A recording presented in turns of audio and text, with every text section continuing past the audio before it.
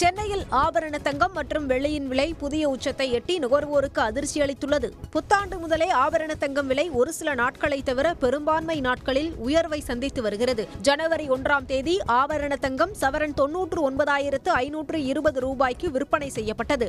அதற்கு அடுத்த நாளே சவரன் விலை 1 லட்சம் ரூபாயை கடந்தது. ஜனவரி 3, 5 ஆகிய தேதிகளில் காலையிலும் மாலையிலும் தங்கம் விலை உயர்ந்தது. நேற்று 22 கேரட் ஆபரண தங்கம் விலை சவரனுக்கு 400 ரூபாய் உயர்ந்த நிலையில் இன்றும் சவரனுக்கு 880 ரூபாய் அதிகரித்துள்ளது. இதையடுத்து ஆபரண தங்கம் விலை 1,06,240 ரூபாய் என்று புதிய உச்சத்தை அடைந்துள்ளது. வெள்ளி விலையும் கிராமுக்கு 15 ரூபாய் உயர்ந்து 1 கிராம் 307 ரூபாய் என்ற புதிய உச்சத்தை தொட்டுள்ளது. சென்னை சங்கமம் திருவிழாவை முதலமைச்சர் மு.க.ஸ்டாலின் இன்று தொடங்கி வைக்கிறார். எழும்பூர் ராஜரத்ன மைதானத்தில் மாலை 6 மணிக்கு இந்த நிகழ்ச்சி தொடங்கப்பட உள்ளதாக திமுக எம்பி கனிமொழி தெரிவித்துள்ளார். இந்த கலைஞர்களை சென்னை சங்கமம் தொடங்கிய பிறகு இன்னும் நிறைய பேர் இந்த மாதிரி நிகழ்ச்சிகளை நடத்த தொடங்கிய பிறகு இன்னைக்கு இந்த கலைஞர்கள் பல நாடுகளில் போய் பெர்ஃபார்ம் பண்ணிட்டு வராங்க. எங்களுக்கு எல்லாமே ரொம்ப மகிழ்ச்சியான ஒரு விஷயம். திரைப்படங்கள் அப்படிங்கிறதையும் தாண்டி பல நாடுகளில் நிறைய மற்ற நாடுகளில் இருக்கக்கூடிய கலைஞர்களோடு இணைந்து தே ஆர் கிரியேட்டிங் புது விஷயங்களை கிரியேட் பண்ணிட்டு இருக்காங்க.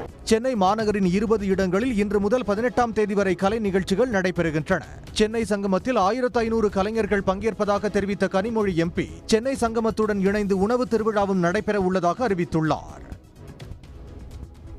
மதுரை அவனியாபுரம் ஜல்லிக்கட்டு போட்டியில் 1 முதல் 500 வரை டோக்கன் பெற்றவர்கள் தங்கள் காளைகளை காலை 10 மணிக்கு முன்பே அழைத்து வர காவல்துறை அறிவுறுத்தியுள்ளது. மதுரை மாநகர் அவனியாபுரத்தில் உலக புகழ்பெற்ற ஜல்லிக்கட்டு போட்டி நாளை நடைபெற உள்ளது. ஜல்லிக்கட்டில் கலந்து கொள்ளும் காளைகள் மருத்துவ பரிசோதனைக்கு பின் ஏற்கனவே வழங்கப்பட்டுள்ள டோக்கன் எண்கள் வரிசைப்படி வாடிவாசலுக்கு அனுப்பப்படும். 1 மணி நேரத்துக்கு சுமார் 80 முதல் 90 காளைகள் வரை வாடிவாசல் வழியாக அவிழ்த்து விடப்படும். மேலும் அனைத்து காளைகளையும் ஒரே நேரத்தில் உரிமையாளர்கள் அழைத்து வருவார்கள் என்பதால் கூட்ட நெரிசல் ஏற்பட வாய்ப்புள்ளது. எனவே காளைகள் அதிக அளவில் ஒரே நேரத்தில் கூடுவதை தவிர்க்க டோக்கன் எண் 500 வரை உள்ளவர்கள் காலை 10 மணிக்கு முன்பும் அதற்கடுத்த டோக்கன் எண் உள்ளவர்கள் காலை 10 மணிக்கு பின்பும் முத்துப்பட்டி சந்திப்புக்கு காளைகளுடன் வந்தால் தேவையற்ற காலதாமதத்தை தவிர்க்கலாம் என்று காவல்துறை அறிவுறுத்தியுள்ளது. இடைநிலை ஆசிரியர்களுக்கான ஊதியம் 12,500 இருந்து 15,000 ரூபாயாக அதிகரிக்கப்பட்டுள்ளதாக பள்ளி கல்வித்துறை அமைச்சர் அன்பில் மகேஷ் அறிவித்துள்ளார். சமவேலைக்கு சம ஊதியம் வழங்க வலியுறுத்தி போராட்டத்தில் ஈடுபட்ட இடைநிலை மற்றும் பகுதி நேர ஆசிரியர்களுடன் அமைச்சர் அன்பில் மகேஷ் பேச்சுவார்த்தை நடத்தினார். தொடர்ந்து செய்தியாளர்களை சந்தித்த அமைச்சர் பொங்கல் தினத்தில் ஆசிரியர்கள் போராடுவது வேதனை அளிப்பதாக முதலமைச்சர் கூறியதாக குறிப்பிட்டார். ஆட்சி மாற்றம் ஏற்பட்ட பிறகு எப்படி 2,500 ரூபாயை நாம் உயர்த்தி அது 12,500 அதை மாற்றினோமோ இப்பொழுது கூடுதலாக மீண்டும் ஒரு 2,500 ரூபாயை உயர்த்தி அதை 15,000 ரூபாயாக நாம் உயர்த்திட வேண்டும் என்கின்ற அந்த ஒரு முடிவை இன்றைக்கி நம்முடைய தமிழ்நாட்டுடைய முதலமைச்சர் அறிவித்திருக்கிறார்கள். ஆக அதோடு சேர்ந்து இவர்களுடைய கோரிக்கை என்பது ஒரு 200 குடும்பங்கள் இதுவரைக்கும் மறைந்தே போயிருக்கிறார்கள். அந்த குடும்பம் சார்ந்தும் நீங்கள் செய்திட வேண்டும் என்கின்ற கோரிக்கையை வைத்திருக்கிறார்கள். அதை நம்முடைய தமிழ்நாட்டு முதலமைச்சருடைய கவனத்துக்கு கொண்டு சென்று, ஏன்னா அவர்களும் எங்களுடைய ஆசிரியர் இனம்தான், எங்களுக்காக உழைத்த இனம்தான். அந்த 200 குடும்பங்களுக்கு நம்மளால் என்ன செய்ய முடியும் என்பதையும் அதை கடந்து ஆலோசித்து அந்த முடிவை நல்ல முடிவை நாங்கள் எடுப்போம் என்ற நம்பிக்கை எங்களுக்கு இருக்கின்றது.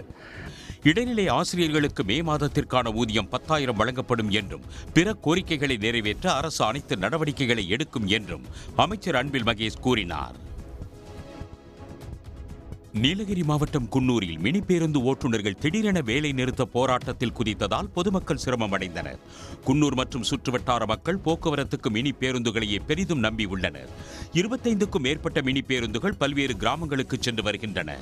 இந்நிலையில் அருவங்காடு ஜெகதளா பகுதிக்கு சென்ற மினி பேருந்து வழிவிடுவது தொடர்பான பிரச்சனையில் அதன் ஓட்டுநரை சிலர் வழிமறித்து தாக்கியதாக கூறப்படுகிறது. இதனை கண்டித்து குன்னூரில் மினி பேருந்து ஓட்டுநர்கள் பேருந்துகளை இயக்காமல் போராட்டத்தில் ஈடுபட்டனர். இதனால் குன்னூர் மற்றும் அதன் சுற்றுவட்டார பகுதிகளுக்கு செல்லும் மக்கள் கடும் சிரமத்துக்கு ஆளாகினர். சென்னையிலிருந்து தென் மாவட்டங்களுக்கு செல்லும் விமானங்கள் அனைத்திலும் டிக்கெட்டுகள் விற்று தீர்ந்ததால் பயணிகள் தவிப்புக்கு ஆளாகியுள்ளனர். பொங்கல் பண்டிகையை சொந்த ஊர்களில் கொண்டாடுவதற்காக ஏராளமானோர் கடைசி நேரத்தில் சென்னை மீனம்பாக்கம் விமான நிலையத்துக்கு படையெடுத்தனர். ஆனால் பொங்கல் நாட்களில் தூத்துக்குடி, மதுரை, திருச்சி, கோவை, சேலம் உள்ளிட்ட நகர்களுக்கு செல்லும் அனைத்து நேரடி விமானங்களிலும் டிக்கெட்டுகள் முன்பதிவு செய்யப்பட்டு விட்டதால் அவர்கள் ஏமாற்றமடைந்தனர். தென் மாவட்டங்களுக்கான விமானங்களில் இடம் இல்லாததால் சென்னை, திருவனந்தபுரம் இடையேயான விமான கட்டணம் பன்மடங்கு உயர்த்தப்பட்டுள்ளது. சாதாரண நாட்களில் சென்னை, திருவனந்தபுரம் இடையே விமான கட்டணம் 3,900 ரூபாய் என்ற நிலையில் இன்று 9,800 ரூபாயாக அதிகரித்துள்ளது. பெங்களூரு வழியாக இணைப்பு விமானத்தில் திருவனந்தபுரம் பயணிப்பதற்கு 15,200 ரூபாய் கட்டணமாக வசூலிக்கப்படுகிறது. இணைப்பு விமானங்களில் கோவை செல்வதற்கு 16,500 ரூபாய் செலுத்த வேண்டியுள்ளது. இதையடுத்து பெரும்பாலான பயணிகள் விமான பயணத்தை கைவிட்டு கார், வேன் ஆகியவற்றில் சொந்த ஊர்களுக்கு செல்கின்றனர்.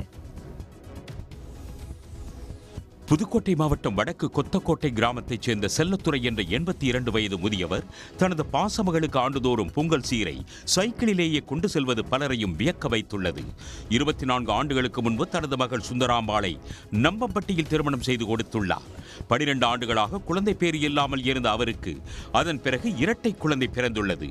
அது முதல் ஆண்டுதோறும் தனது கிராமத்தில் இருந்து தலையில் கரும்புகளை சுமந்தவாறு 17 கிலோமீட்டர் தூரம் 14 வேகத்தடைகளை கடந்து சைக்கிளிலே சீர்கொண்டு செல்வதை செல்லத்துறை வழக்கமாக கொண்டுள்ளார்.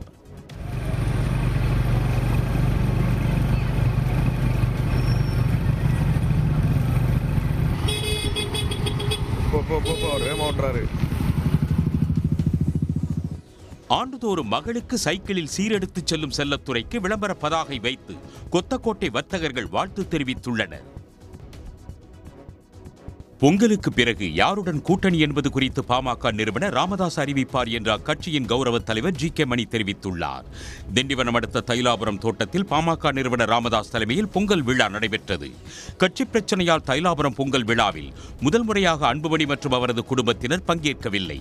முன்னதாக பேட்டியளித்த ஜி.கே. மணி மீண்டும் வலிமையான சக்தியாக பாமகவை ராமதாஸ் மீட்டெடுத்துள்ளதாக தெரிவித்தார். தவிர்க்க முடியாத சக்தியா பாட்டாளி மக்கள் கட்சியை மருத்துவரையை உருவெடுத்து வளர்த்தாங்க. அப்போ அந்த கட்சிக்கு, ஒரு வலிமையான கட்சிக்கு இடையில் ஒரு நெருக்கடியும் சோதனை ஏற்பட்டாலும் கூட இப்போ மருத்துவரையை பாட்டாளி மக்கள் கட்சியை வலிமையான சக்தியாக மீட்டு எடுத்துருக்கிறாரு. இதுக்கு பிறகு கூட்டணி முடிவு நிர்வாகிகளோட கலந்து பேசி சொல்கிறேன்னு சொல்லியிருக்காங்க. அநேகமாக பொங்கல் நாளைக்கே நாளை மறுநாளே நிர்வாகிகளோட கலந்து பேசுவாங்க. மிக விரைவில் அறிவிச்சிருவாங்க. இந்த தேர்தலில் வெற்றி கூட்டணி வெற்றி பெறணும், எங்கள் கூட்டணி தான் ஆட்சி அமைக்கணும்னு மருத்துவரையா விரும்புகிறாங்க. அந்த அடிப்படையில் இந்த பொங்கல் திருவிழா மிக உற்சாகமாக நாங்கள் கொண்டாடி கொண்டிருக்கிறோம். ராமதாஸ் தலைமையில் நடைபெற்ற பொங்கல் விழாவில் கலை நிகழ்ச்சிகளும் களைகட்டின. வேலூருக்கு வருகை தந்த பென்னி குயிக்கின் உறவினர் மற்றும் இங்கிலாந்தின் கேம்பர்லி மாநகர மேயர் உள்ளிட்டோருக்கு விவசாயிகள் சங்கத்தினர் உற்சாக வரவேற்பு அளித்தனர். இங்கிலாந்தின் கேம்பர்லி மாநகர மேயராக உள்ள லூயிஸ் ஆஸ்பரிக் தலைமையிலான குழுவினர் மேலூர் வருகை தந்தனர். அவர்களுக்கு முல்லை பெரியாறு ஒருபோக விவசாய சங்கம் சார்பில் ஆட்டம் பாட்டத்துடன் உற்சாக வரவேற்பு அளிக்கப்பட்டது.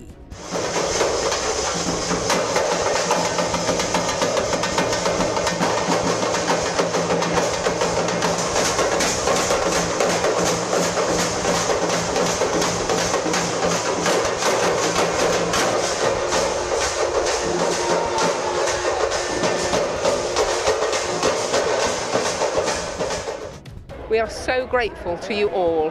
We wish you a very, very happy Pongal and thank you for our wonderful warm welcome. You really have warm hearts. Very grateful. தொடர்ந்து பேசிய அவர், மேலூர் பேருந்து நிலையத்தின் முன்பு பென்னி குயிக்கின் சிலையை வைக்க வேண்டும் என்ற விவசாயிகளின் கோரிக்கையை தான் வலியுறுத்துவதாகவும் தெரிவித்தார். தொடர்ந்து பென்னி குயிக்கின் பிறந்த நாள் கேக் வெட்டி கொண்டாடப்பட்டது.